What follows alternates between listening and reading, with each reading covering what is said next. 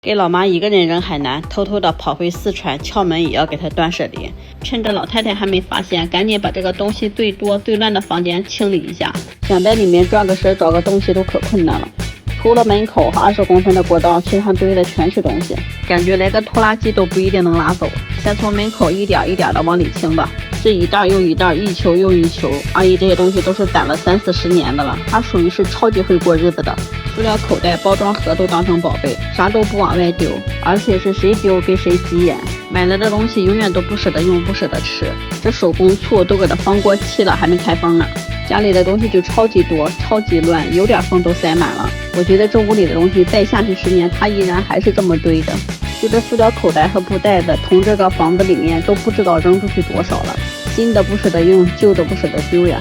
新的鞋手套都一大包，过期好几年的拉面也搁这放着。趁着这次机会好好的筛选一下，把那些没用的都给它扔出去。开完的塑料口袋都一大堆哈。这屋里的东西几乎都是从上个家里面搬过来的。这回我知道为啥厅里和卧室里也堆那么一大堆了，原来屋里放不下了。这些是我挑出来让小姐妹决定去河流的。感觉阿姨的东西都是随手放的，照片都包在衣服里面。像昨天在一个床上翻出来了好几个地方的钱，就感觉是随手放的，不像特意藏的。放完以后自己可能都忘了。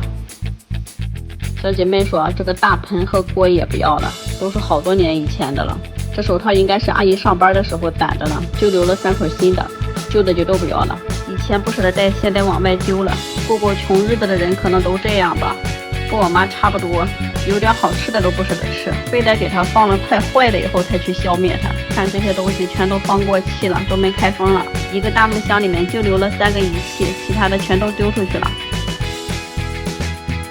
这些凳子也给小姐妹拍过照片了，她说都不要了。我感觉阿姨家里的东西比商店里的都全呀，啥都有，但是用的时候啥都找不着。这个小怀表小时候有没有戴过的？这是准备要卖的，这也是我不确定的，给它放到箱子里面，让阿姨回来自己挑吧。好多带字儿的东西我都没挑。我看昨天的视频讨论最多的就是这么往外扔，老太太回来能受得了吗？我觉得小姐妹既然敢这么做，她肯定是有把握的，就像她说的一样，阿姨回来肯定会不开心的。看看这些电器的说明书，好多电器都没有了，说明书还有呢。小姐妹小时候的课本这2天也没少往外扔。用小姐妹的话说，阿姨回来以后可能会不开心，但是她不一定不能接受，这是一个小概率的事情。我就说阿姨的钱都是随手放的，随便一个塑料口袋可能就会有。这些可都是我们小时候花的纸币了，我还记得那时候1角钱就能买一大堆瓜子，一说都能想起站在柜台前面那个场景了。这是个12寸的黑白电视，小姐妹说也给它处理了吧。这个暖水瓶有没有勾起回忆的？这个大衣架是干嘛用的？我感觉都快1米长了。这又是一个老物件。接着小姐妹的话说，就是阿姨回来以后可能会不开心，但是她一回到这个密不透风、脏乱差的环境里面，就是一定会生病的。跟这个一对比的话，她可能会宁愿选择那种小概率的事情。这次小姐妹收拾也是下了很大决心的，就想给阿姨这个生活环境改善一下，几乎是每拿出一部分来就留下很小很小的一部分，其他的全都扔出去了。收拾的这都快1周了，现在有些东西拿出来我就知道留是不留了，像这些药材啥的我根本就不用问了，一看就知道是肯定是不要的。这麻将我问过了，小姐妹说不要了。阿姨这东西必须得好好翻一翻，不一定什么地方就有什么东西了。这还有2瓶包装挺好的，一打开一看已经过期好几年了。从这个家里面搬出来整箱包装的过期的太多了，这2个也是。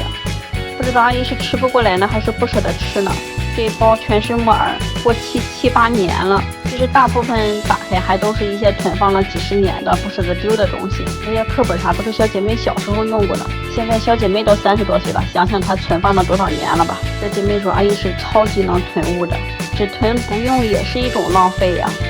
从这个家里面扔出去的东西换成钱的话也不少了。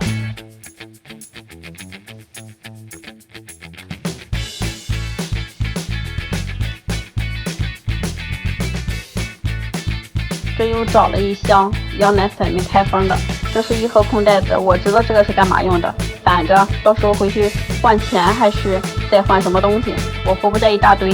这一包全是扣子线啥的，这还有1箱呢，整箱没开封的，这2箱就不少钱。我听我大侄女跟我说过，我婆婆他们买的一盒就200多，牌子不是一个啊，但是这种东西都是差不多的。算算这一垃圾袋丢出去多少钱吧。小姐妹小时候的衣服，阿姨全留着呢，现在已经翻到7、8岁的时候了，看看有没有你们小时候穿过同款的。其实现在再看看小时候的衣服，也能勾起很多回忆。前2天收拾出来的衣服，我都给小姐妹拍照片了。其实这个家里面的东西还不是阿姨这些年攒的全部的东西，只是一部分。听小姐妹讲，她们原来房子里的东西分成了好几个地方放，这个房子只是一部分，然后还有另外一个房子里有一点不多，再就是背到海南去了一些，这证书留着了，这都是些老手机。这是几岁穿的小不周呀？是不是几个月呀？刚开始小姐妹让把这个手绢留着嘞，后来也让我丢了。就这个少说也得30多年了，我对她印象深刻呀，想着都有点尴尬，不跟你们讲了。阿姨这东西真的是随便一张纸一个小本里面夹的，就不一定是啥玩意儿，真的好好瞅瞅。你看这粮票还有食用油啥的都搁这夹的。好多人说家里能留下粮票来的，就是因为当时过得太穷了，没有钱去买，不知道是不是这么回事。那就没有一种可能是人家特意留的吗？在这个黄布里面又发现了几个镯子和戒指，戒指我不知道啥样的，我感觉这个镯子应该都是听课的时候买回来的。这是小姐妹上学时候攒的糖纸，我就对那个大白兔和牛轧糖印象比较深刻，别的都想不起来是啥了。她说这糖纸得给她留着，到时候她回来拿。好几个袋子哈，可能就没留几样东西，全部都丢出去了。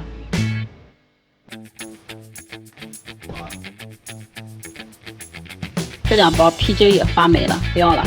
就这个地方我都没敢用手去扒了，恐怕它跑出什么东西来，也挺奇怪的哈。在这个房子里面发现了他们的痕迹，但是没发现他们呢。我妈的意思是现在他们早跑了。这又发现了一堆电线，不要了，应该都是阿姨一点一点这么多年攒的，这些给他们留下来了。麻将不要了，这些线团和手套给它装到一起，让收废品那个大姐拿回去看看能不能用得上吧。丢的有点可惜，留下来的这些东西好多都是一些小电器啥的，全是新的哈。我倒了点消毒液，都给他们擦干净，到时候收拾完了看看归纳到哪个柜子里面去。这个箱里面装的大部分都是些带字儿的纸条呀、本啊啥的，真是太多了。如果再看他们的话，那更慢了。主要有些看完了我也不知道留是不留，也不可能挨个去拍视频。就这个书本啥的都已经留了好几箱了。小姐妹拍的酒精和消毒液我给她喷了点，这2个茶几上面那个红色的留着，这个黄的小姐妹说不要了。这一半一清出来就亮堂了不少，感觉不压抑了。就光清这一半我差不多就用了6、7个小时。你们猜猜这是个啥？这个窗帘都这样了也不要了，好像小姐妹也买新的了。地下都已经包浆了哈，像这样特别脏的还是得配点油污净，要不然拖好几遍都拖不出来。好多人看的好用不知道去哪拍，就在橱窗里哈，叫净除生油污净，把这个缝纫机给它擦干净，看看到时候摆到哪。这个可不能卖，现在想买都买不着了。